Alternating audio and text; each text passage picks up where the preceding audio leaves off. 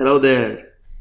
In this video, we're going to see what are the different locations I use or we use as administrators while managing starting, stopping, configuring HANA.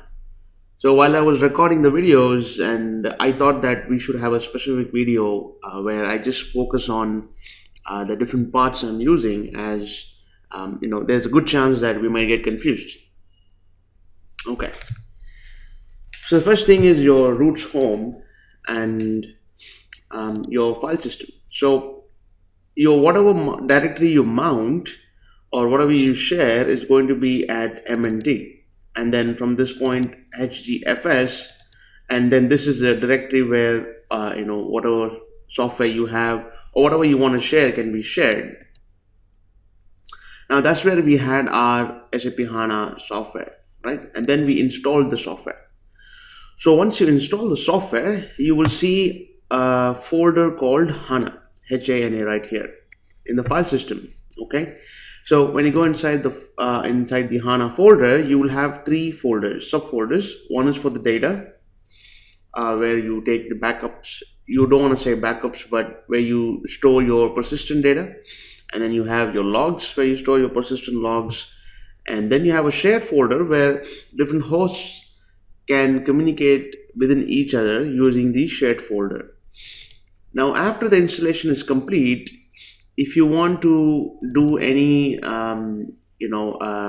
modification, if you want to do anything to do with LCM like installation updates, or if you want to uninstall a specific component, or if you want to add another host or any of those LCM activities, you need to come here. So for that, I am in my shared, and then you go into HDB, right? So, and then I just double click, and then we have a folder called HDB LCM. So this is the location where your LCM is and LCM GUI is, and we will see what is HDB LCM web in the next section. So this is where you can call the LCM. So for example, I can call LCM from here, or you can call the GUI. Whichever is easier. Let me double click on the GUI. So here you see that I'm getting way more options than what we saw earlier. So I can add additional hosts, I can configure the service communication, I can configure the SLD, I can rename the HANA system, I can uninstall components, I can register the system, I can install or update additional components. So obviously all the important updates and installations happen from here. And also if you want to do anything with reconfiguring and things like that, you will have to come to this path. So I'll just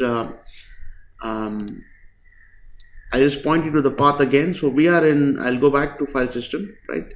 So HANA is installed, and so you will have the HANA folder, then you will have three folders inside it, and then you go to shared. From shared you go to the system's name, HDB. And if you see HDB LCM, and then this is where you find your LCM and your LCM GUI. Obviously, you can use LCM as well.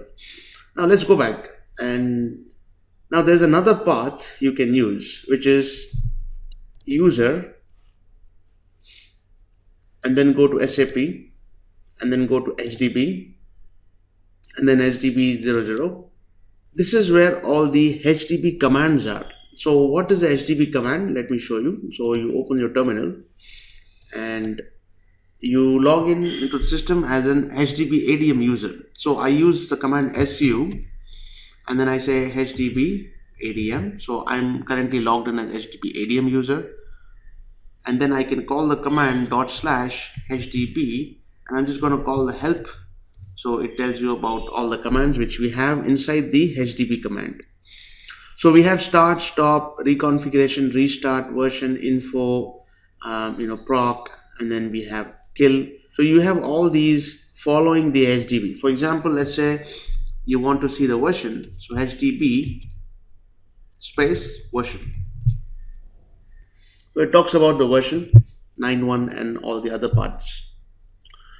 So that's how we use the HDB. So similarly, if you want to start the system, stop the system, reconfigure, restart, you can come to this path, that is user/SAP/HDB/instance number, and then you have all your HDB commands. So how do you know you have all the HDB commands?